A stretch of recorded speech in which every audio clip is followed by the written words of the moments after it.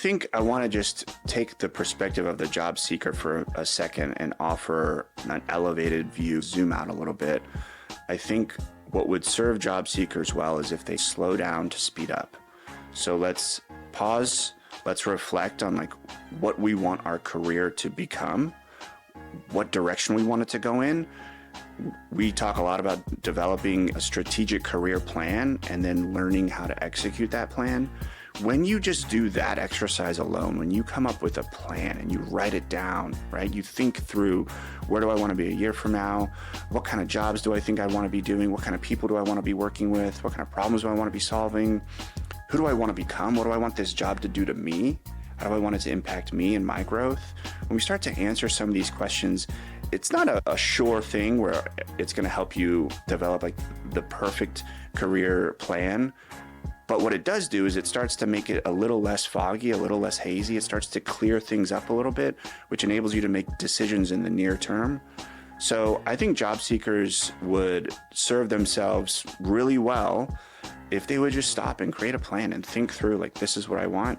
Once you have a plan, why this plan is what you want to do, and you really kind of believe it and you really own this, it's a lot easier to then approach the job market with a little bit more intent, right? As opposed to just like, I can't tell you how many people I talk to and they come to me, you know, do you have any openings? Do you have anything? And I'm like, what are you looking for? And literally they say, I'll take anything. Like, I just need a job. I'll take anything. And so there's desperation, which I understand. If you get laid off out of nowhere, you have a family, you need to go find something. So there's that aspect of it. And then there's the aspect of just trying to put, you know, food on the table and money in the bank account. What I propose is before you get let go, before you're even in this position, go create your plan right now. You don't need to be job hunting. You could be 5 years in, very comfortable, director, manager, maybe even executive. Go create a career plan for yourself so that when something might happen, you're a little prepared. In today's market, it can be really tough to go get a job if you go through the steps and the processes that everyone kind of prescribes and everyone associates with the successful way of getting a job, which is sharpen your resume, right? Maybe you go spend some money on having someone come and look at it who's a professional resume editor, and tailor your resume to specific jobs if you're really good. And then just go smash the apply button is what I call it. Go smash the apply button on a company's career page or on LinkedIn.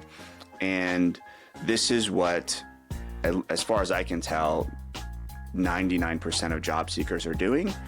Many of them are finding that this just doesn't work and they don't really know why. There's not a lot of strategic thought into their career. And so what they end up doing is they smash the apply button. When they actually get a response, they're essentially so desperate they'll take anything. So they get a response like, yep, sounds good, let's interview. Let's then assume that the interview goes well, they get the job, but this whole thing happened because the wind happened to blow them in this direction. It's not like they had a strategic career plan and they were intentional about going after this specific company and they offered them an interview and we got the job and we went after this company because we knew what the role was. We knew our ability to promote well. We knew there was going to be opportunities for me to grow personally. No, instead we walk into a job and we're kind of hoping and praying like it's awesome, right? And then when we're surprised that it's not, it's really no wonder when you're approaching the job hunt process just haphazardly, right? You're just kind of going wherever the wind blows you. You're applying, whatever comes in, I'll take. And so what we propose in the arena is that you flip that, right? That you give yourself the control that you actually have. It's just no one's really talked about this or taught this, right? So yeah, the job hunt process definitely caters to employers, right? It is built in such a way where employers get all the data, they get all the information. All those times you apply and click apply hundreds of times, thousands, tens of thousands, hundreds of thousands of other people are doing the same thing. And guess what? These employers are getting droves and droves of valuable information about who's applying to what jobs, when they're applying, what kind of information's on their resume. And they're starting to really be able to hone in their job descriptions, what they can expect when they post jobs, it's really valuable for employers from just a data perspective. But then beyond that, they get to pick and choose. And we don't know each employer's formula. We don't know who gets picked or why they get picked. And so it can be really hard to go get a job, which is essentially, if we think about it, it's a business problem. It can be really hard to go solve this business problem if we don't really know what the problem is.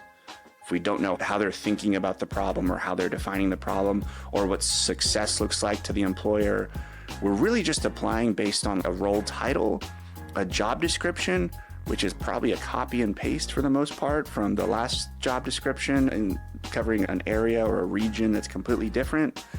And we're just hoping for the best. So I think a lot of job seekers are at really an incredible disadvantage when they enter into the job hunt market. And it's not their fault. They just need to be educated. The system is the system. I'm not proposing we change the system. I'm proposing job seekers change their approach.